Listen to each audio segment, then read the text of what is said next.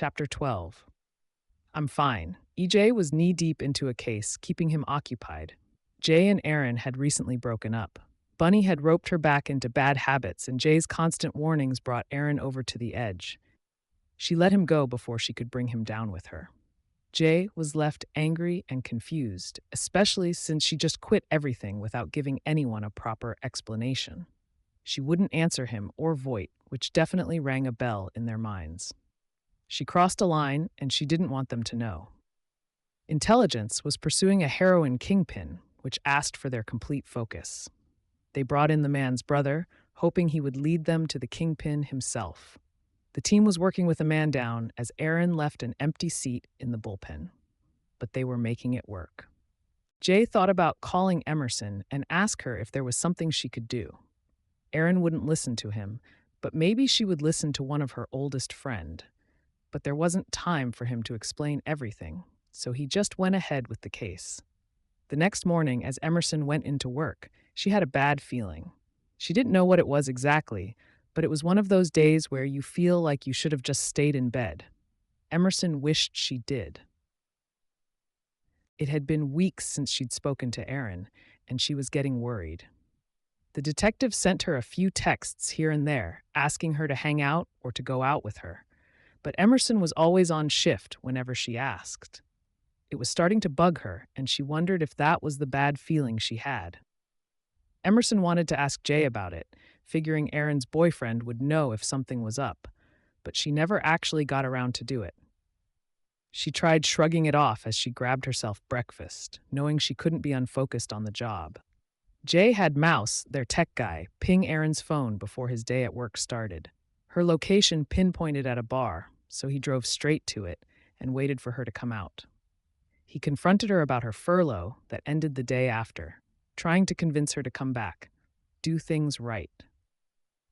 It didn't quite work the way he wanted to, because Aaron just pushed him away again, refusing to get her head on straight. The intelligence unit set up an undercover deal, Jay going under as a buyer along with Benji Keys. He felt this heaviness in his chest, like something wasn't right. He shrugged it off, figuring it might have something to do with the confrontation he had with Aaron earlier. After all, not much could go wrong with the meet. They were ready for it. Adam, Antonio, and Kevin sat in a covert car, watching the whole interaction through the camera hidden in Jay's shirt. Derek started getting suspicious of his brother, whose bodyguard told on his sudden disappearance the night before. Jay tried to defuse the situation, but it didn't do much as Derek shot Benji without thinking twice about it. The team moved in immediately as Jay tried to fight off Derek Key's men. Although when they got there, there was no one left, not even Jay. "I hate this day," Emerson grumbled, her voice muffled from her face being pressed into her pillow. She was lying stomach down in her bunk bed, refusing to do anything else than sleep the day away. Gabby was sitting in her own bunk bed, the one next to Emerson's. She let out a chuckle at her old partner's words. "What's wrong with it?" Emerson groaned, lifting her head to speak properly. "I don't know, that's what's wrong with it." "Okay," Gabby laughed, amused by her. "I think you should probably do something to occupy yourself. You're just mulling over something that hasn't even happened." "It's called being prepared, or paranoid," Gabby retorted. "I've never seen you this grumpy." "Today isn't my day, I'm sure of it," Emerson told her, resting her head back down. The heavy feeling in her chest wouldn't leave, and she was convinced that the next time the alarm went off would be the reason why. Gabby eventually dropped it, letting her get away with the mood she was in. She figured it was best to let her be, especially if there wasn't much she could do to help. Emerson decided to shoot Jay a text, asking him how things were and if he heard from Aaron. She figured she'd go from there. Emerson did her best to mingle for the rest of the day, trying to scare away the bad feeling by bringing positive thoughts to her head. She thought it would have worked, but nothing seemed to make it go away. It was starting to bug her, and she found herself wishing the bell rang so she could bury herself into work or find out what was wrong. Later into the afternoon, her wish came true. Ambulance 61, police assistance at 2370 South Harper Avenue for an adult male with multiple injuries. Emerson frowned, finding the call odd, but she still rushed to the ambulance. She was more than glad to be able to get her mind off of things, even if it meant going to a strange call. Police assistance? I've never heard dispatch say it like that. Chili pointed out, buckling in as Emerson sped away from the firehouse and towards the call. It was a little further out than where they usually went, but she brushed it off. They were allowed inside the perimeter by officers who told them to stay on standby. She jumped out of the ambulance and walked up to an officer as her eyes trailed across the scene. What's happening in there? Emerson questioned him further. Intelligence recovering one of their detectives. He was kidnapped earlier. His words made her freeze as her eyes widened. She nodded, trying to keep her expression blank as she went ahead and got everything ready for whenever they would need to tend to the person's injuries. Emerson did everything mechanically, her thoughts completely elsewhere. There was no way the detective they were looking for was Jay, right? It had to be a coincidence that he had yet to answer her text. He was busy on a case, and that's it. Emerson tried to convince herself it wasn't Jay, that it wasn't him who was kidnapped and left with multiple injuries. Her eyes caught movement at the entrance of the house, and she felt immediately drawn to it. Adam Ruzek was walking out with an officer she didn't know, and the two of them were holding a tall brunette wearing a baby blue shirt. She couldn't see his face very clearly because of the trees, but she recognized him right away. Her heart dropped and started beating uncontrollably fast, the uneasy feeling in her stomach changing into a mixture of relief and something she couldn't quite pinpoint. Adam helped Jay sit on the edge of the truck as Emerson and Chili tended to his injuries right away. The PIC was called inside the house in order to assist the police officers with the offenders inside, so Emerson was left alone with Jay. It was the first time she blacked out during a call, and she didn't know why. Emerson didn't even notice how much her hands were shaking until Jay grabbed her hands in his and made her look at him. "Em," he called, his voice hoarse. She bit her lip, avoiding looking into his eyes, because every time her eyes came across his bruised face, she felt a pinch in her chest. The one thing she liked about being a paramedic in St. Louis was that the chances of her getting called to help a relative or someone she cared about weren't as high. In Chicago, her whole family was there, and now she had friends too, counting Jay. "I'm okay, Em," he assured her, making her look into his eyes by tilting his head and squeezing her hands gently. She took a deep breath in as she looked up, trying to not let her breath get caught in her throat once she registered the nickname he gave her. Emerson nodded, grabbing a wet cloth to clean up the blood on his skin so she could see exactly what she needed to do to help him.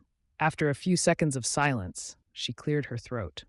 "Your lacerations look fine, but you'll need to get your head checked at for a concussion and with the whole taser thing, too." She trailed off, getting lost in her own words. "Okay, I will," Jay told her as he nodded his head to let her know he listened to her. "Good. Okay." As soon as she answered, Chili walked up to them and asked if they were ready to get.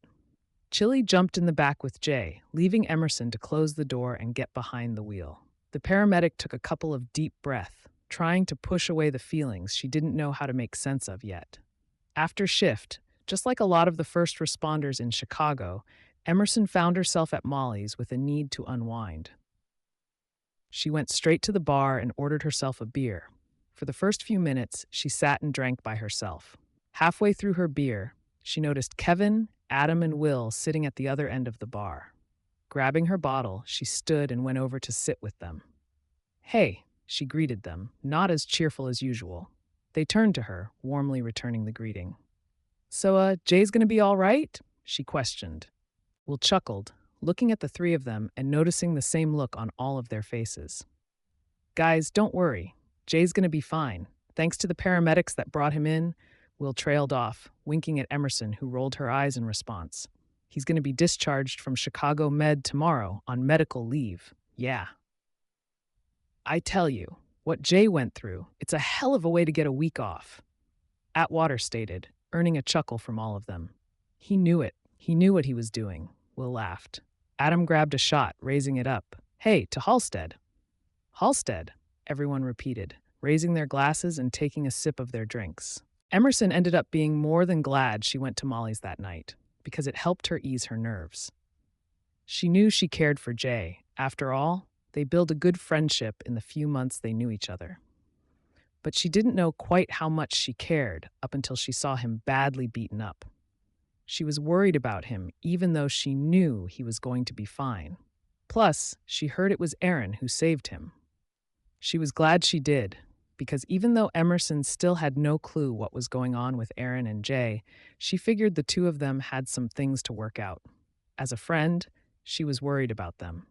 The paramedic decided to worry about it later and to enjoy the rest of her night instead. Chapter 13. I'm offended.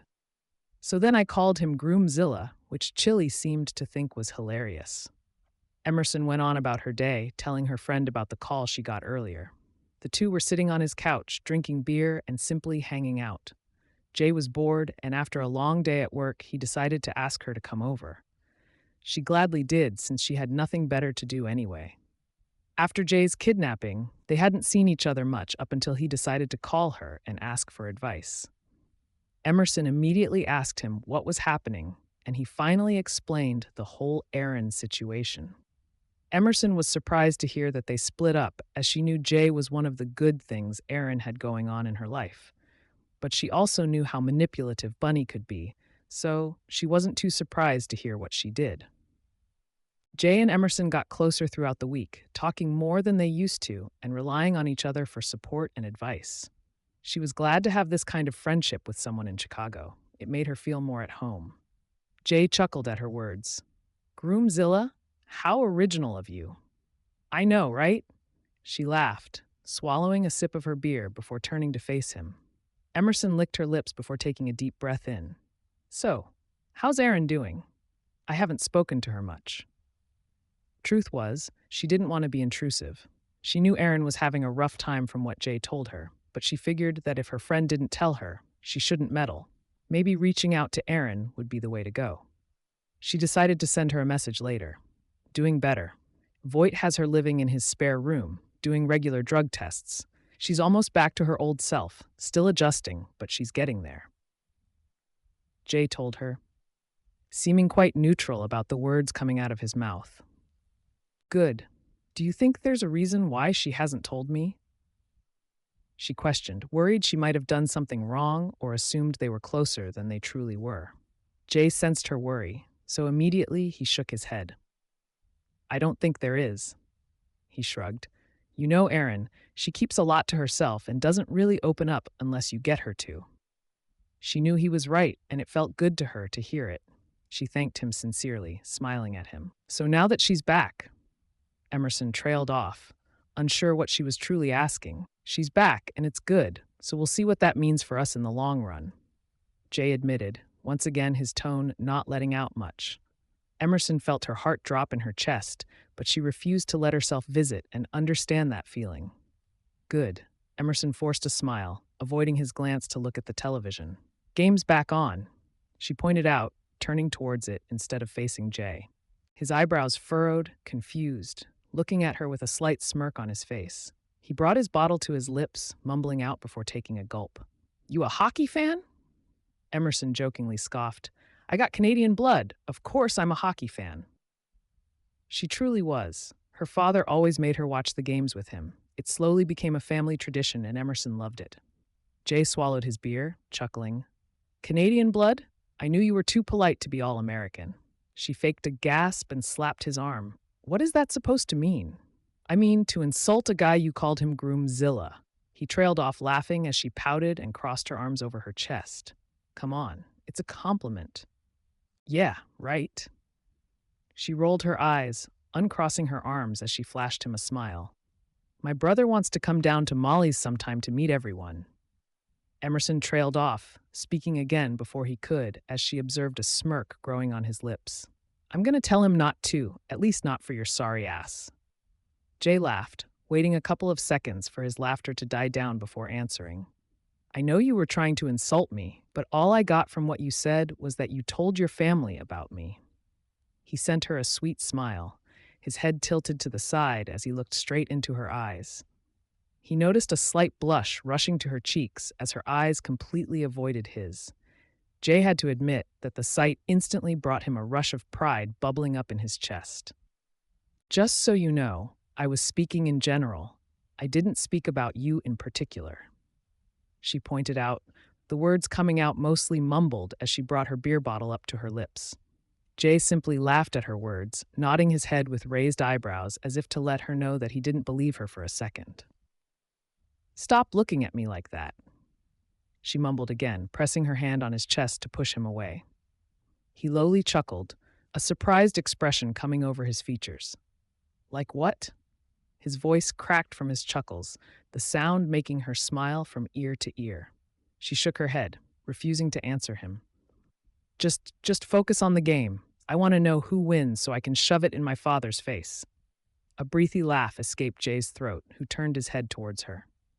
What's your father like? His questioned her, seeming genuinely interested in knowing more about her family. And so she began telling him all about her father and the rest of her family. She told him how close she was to all of them and how lucky she felt to have them. Emerson also added multiple stories stating how growing close with her father and her brother made her character stronger. They helped her grow into a strong-headed, funny, and loving person. Her mother, who's a nurse, showed her the ropes of medical care as well as her empathetic side. Her parents worked very hard for her to have the life she has now, and she told Jay she owed everything to them. The way she said it made his eyebrows furrow in confusion. Emerson instantly noticed and took a deep breath before explaining further. They adopted me when I was very young. I never met my birth parents. I'm grateful because I know I wouldn't have had the life I have today if it wasn't for them. Jay's eyes widened at her words, surprised to hear it. He quickly recovered to avoid looking like he was judging. Your parents seem great. She showed him the most genuine smile he'd seen in a while. They really are. She glanced down, swirling the liquid in her bottle before looking back up into Jay's eyes. What about yours? Jay started, scratching his chin before sighing. My mother was dying when I was deployed in the Army. I came back to help Will take care of her, but we lost her to cancer a couple years back. My father and I always had a rocky relationship, never really got along with that old prick. Jay let out a breathy chuckle. Emerson could tell from the look in his eyes that it was a sore subject, but she was glad he decided to share it with her. I'm sorry about your mom and your dad, she sincerely said, watching him nod in response as he muttered a thanks. At least you got a semi-cool brother, Emerson lightly said, earning a laugh from Jay. Yeah, he's a troublemaker, that one, but we always made it work somehow. They paused for a couple of seconds, watching the game. Eventually, a thought popped into Jay's head, and even though he hesitated, he decided to go ahead and ask. You've asked me about Erin more than once, but I never really asked. Do you have anyone in your life? Emerson sighed loudly, unsure how to answer his question considering her complicated situation.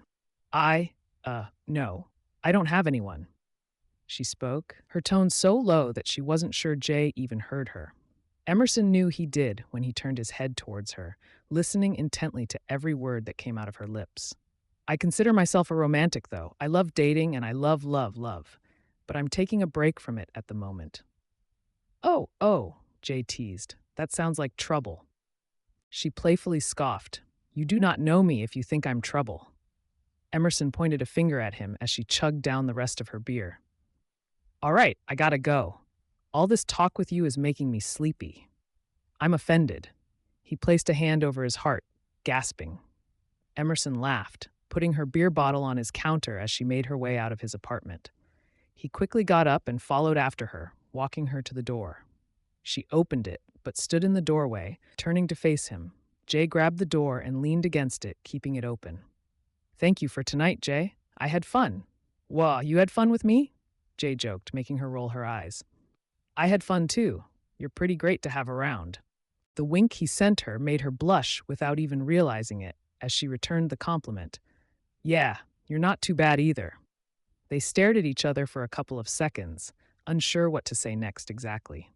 Emerson's eyes found his, and she felt like she got lost in them for a few seconds before snapping out of it. I'll see you around, then. Jay nodded, taking a step forward and wrapping his arms around her. He pulled her in for a hug, which took her by surprise, but she made sure to return it quickly. She wrapped her own arms around him, sighing into the hug and relaxing her body. A few seconds later, Emerson pulled away and looked into his eyes. Taking a deep inhale, she breathed out and spoke. "You know, I was really worried about you the other day," she said, refusing to explain any further before she slightly pressed her lips against his cheek, sending him a quick smile before removing her arms from around him. "Good night, Jay." "Good night." He answered automatically, his brain still replaying her words over and over again. Emerson left right after, both of them unable to snap out of the feeling they felt when she pressed her lips against his skin. Jay couldn't forget how soft they felt and the way it made his skin burn. Emerson couldn't forget how his light stubble scratched her lips and how the knot she felt before in her stomach completely disappeared. "Hey, Erin." Emerson greeted her friend warmly as she joined her at a table in the corner of the breakfast restaurant. "I'm so glad you reached out." Erin smiled right back at her. "Yeah, figured we were long overdue for some girl talk." Emerson immediately agreed, confiding in her friend that she hesitated to reach out, unsure if it was what Erin wanted. The detective thanked her for being patient with her and always there when she needed it, that she appreciated it. Erin knew she'd already talked to Jay about the whole situation, but she figured that giving her the other side of it wouldn't hurt. The detective told her friend all about what happened with Bunny, the breakup with Jay, and how he reached out to help her before she pushed him away. Once again. "I was worried I'd lose him forever, but I guess I'm lucky. I don't like that it took him being kidnapped to make me snap out of it, but better late than never." Erin admitted, pausing so they could give the waitress their orders. "Things are good right now, and Voight's allowing me to go back to my apartment, so—" "That's great." Emerson smiled. "How are you going to take things from there?" "Well, once I'm feeling steady again, I think Jay and I could give it another shot, a real one." Erin told her friend, sipping on her coffee. Emerson could see Erin was truly happy about it. She was truly getting back on her feet and ready for a new beginning. Her stomach dropped at Erin's words, and she felt an overwhelming guilt wash over her. The things she was starting to feel, the ones she didn't quite understand, or at least didn't want to understand, made it all more complicated. She wanted what was best for her friends. She always did. So she was confused about her own feelings. Why was she disappointed that they would give it another shot?